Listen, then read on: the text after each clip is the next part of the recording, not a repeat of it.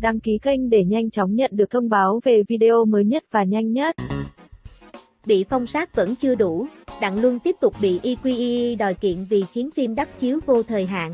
Đặng Luân bị EQEE đâm đơn kiện đòi bồi thường vì khiến bộ phim Dạ Lữ Nhân bị đắp chiếu vô thời hạn. Sáng ngày 31 tháng 8, truyền thông đưa tin EQEE khởi kiện Đặng Luân và công ty quản lý, yêu cầu bồi thường thiệt hại kinh tế liên quan tới phim Dạ Lữ Nhân. Theo đó, tháng 3 năm nay, Đặng Luân bị phạt 106 triệu nhân dân tệ vì tội trốn thuế, sự nghiệp chính thức sụp đổ hoàn toàn. Ngoài phải nộp phạt theo quy định nhà nước, nam diễn viên còn phải đền bù một số tiền lớn cho các nhãn hàng, đoàn phim bị ảnh hưởng. Biết không thể cựa mình, Đặng Luân giờ đã chuyển sang lĩnh vực kinh doanh. Các sản phẩm như bánh trung thu, trà sữa, nước lẩu của anh vẫn được người hâm mộ mua ủng hộ. Mỗi khi xuất hiện trước đám đông, Đặng Luân chỉ biết cúi đầu bước qua nhanh. Có lẽ anh không còn đủ dũng khí để tương tác với truyền thông hay công chúng, nhưng vận đen dường như vẫn chưa buông tha cho Đặng Luân. Mới đây, EQEE đã đâm đơn đòi Đặng Luân phải bồi thường cho Dạ Lữ Nhân bị đắp chiếu vô thời hạn. Trước đó từng có thông tin đội ngũ sản xuất Dạ Lữ Nhân đã cân nhắc đến phương án thay thế nam chính.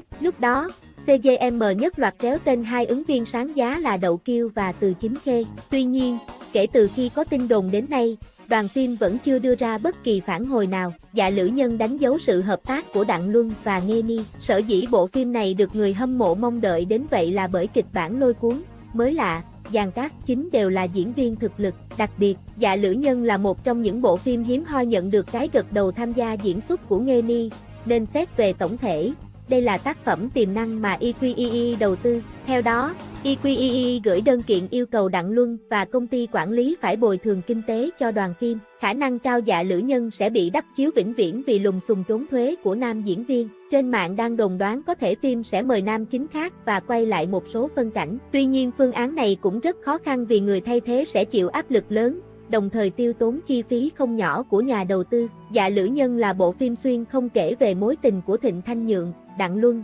một luật sư, và Tông Anh, Nghê Ni, một nữ pháp y thời hiện đại. Tình yêu của cả hai vừa kỳ lạ, vừa đẹp đẽ, cao thượng, vượt lên trên hoàn cảnh chiến tranh khốc liệt và sự trái ngang của dòng thời gian. Nếu được phát sóng, đây có lẽ là đối thủ nặng ký trên đường đua phim ảnh. Đặng Luân sinh năm 1992, là ngôi sao truyền hình được yêu thích tại Trung Quốc. Anh nổi tiếng qua các phim như Hương Mật Tựa Khói Sương, 1001 đêm, Sở Kiều Truyện, Bởi Vì Được Gặp Em, Hoang Lạc Tụng 2, Âm Dương Sư, Tình Nhã Tập. Trước đó vào ngày 15 tháng 3 năm 2022, nam tài tử bị điều tra với tội danh trốn thuế, nhận án phạt 106 triệu nhân dân tệ, 380 tỷ đồng. Chỉ trong vòng 3 tiếng đồng hồ sau khi sự việc trốn thuế bị phanh phui, có tới 21 thương hiệu thông báo hủy hợp đồng với nam diễn viên. Không chỉ vậy, các tài khoản mạng xã hội của Đặng Luân cũng bị bay màu, tên anh bị xóa khỏi nhiều tác phẩm từng tham gia. Từ một ngôi sao nổi tiếng mất 10 năm để gây dựng danh tiếng, Đặng Luân giờ đây khó có thể quay trở lại hoạt động nghệ thuật. Đầu tháng 5, anh bị một công ty dược phẩm khởi kiện, số tiền phí đại diện phải hoàn trả là 12,8 triệu nhân dân tệ, gần 46 tỷ đồng. Ngoài ra cần phải bồi thường theo hợp đồng số tiền 4,8 triệu nhân dân tệ, 17 tỷ đồng. Tên tuổi đi xuống, sự nghiệp kinh doanh của anh cũng lận đận. Người hâm mộ tẩy chay chuỗi nhà hàng lẩu và tiệm trà sữa của Đặng Luân, trong khi các cổ đông cũng lần lượt xin rút cổ phần.